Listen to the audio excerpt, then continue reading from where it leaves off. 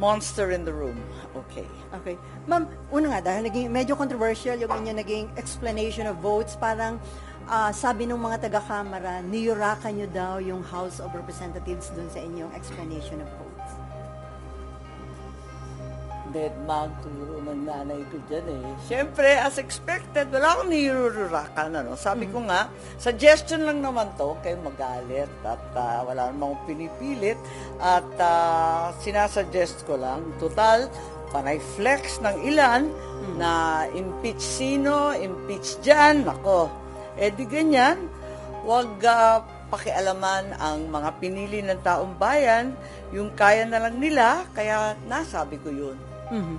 So ma'am, yung sinabi niyong dambuhalang sanggol at bonjing, you are referring to whom?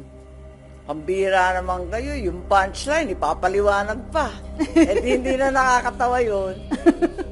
And then may panawagan kay Ma'am, may suggestion na palitan ang House Speaker sa halip na palitan si VP Sara na binoto ng marami nating kababayan. Ano yun? Dahil may nakukuha kayong feedback na gusto ng palitan si Speaker. Matindi yung ugong pero maraming nag-iintay ng bus-bus, di ba?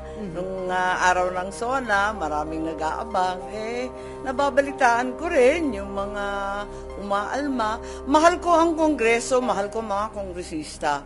Yan ang institusyon na pinagsilbihan ko ng pinakamatagal na panahon.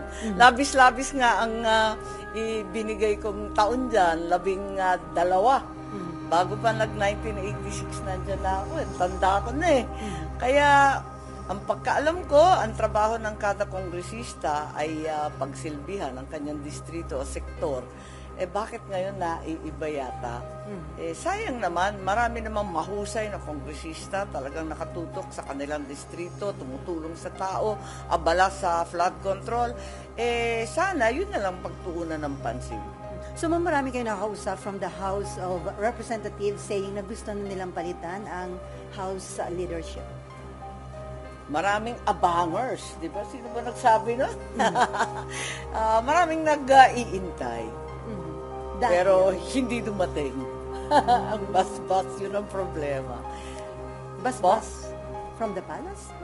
Alam niyo, nagbibiruan nga kami dito sa Senado, 24 different republics sa Kongreso, talaga namang kung minsan, ang sabi nga nung isang matandang kongresista sa akin, marami kami rito, lahat bumuboto. Pero ang tanging botong inaantay ay yung boto ng Malacanang. Siyempre. So walang naging basbas. So yung ba, inabangan noong opening ng session? Yun ang dinig ko, hindi ko alam. Okay. Anyway, ngayong naka-archive na ho yung articles of impeachment, sinasabi nga na already dead yung impeachment case against VP Sara at tama po daw bang sabihin na Senado ang pumatay sa articles of impeachment? Well, we archived it, that's for sure. Pero maliwanag naman sa sentimiento ng lahat kung ano yung utos ng Korte Suprema, masusunod. Kung may himala na mangyari at mag-reverse ang 13 justices, talaga naman susunod din kami doon. So it means kahit naka-archive, mabubuhay pa yun. Pero another motion daw yun, ma'am. Another botohan para buhayin? Hindi ko alam. Dahil ako hindi ako naniniwala mangyayari yun Kasi sinasabi nga, antayin yung 3 TRO, abang ay yung 3 MR, tapos yung TRO. Palagay ko, Malabo na yan. Malabo na yun. Magti-TRO ba naman? Temporary relief pa ba naman ng sabi na nga Wala namang hindi maliwanag sa pagkasabi na talagang immediately, di ba? Immediately executory. Ano pang itatanong doon? Pero hindi daw sinabi na final and executory, sabi ng iba. Yun na rin yun.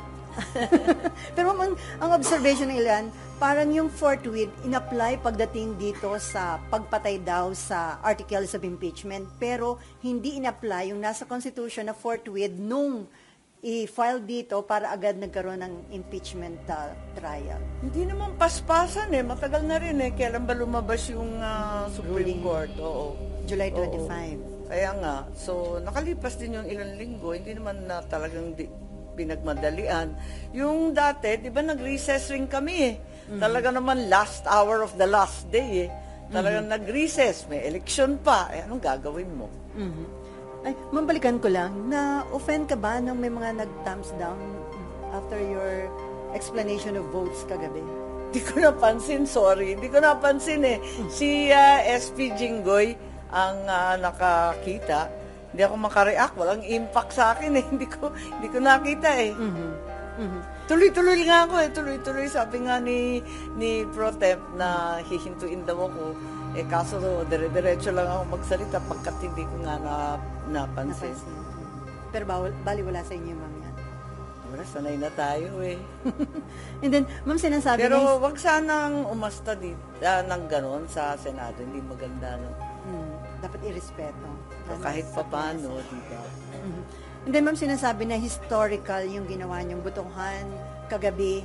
At sa tingin niyo, acceptable sa ating mga kababayan yung naging decision ng Senado dun sa articles of impeachment? Palagay ko, wala nang desisyon, wala nang magagawa ang Senado at naghatol na ang Korte Suprema.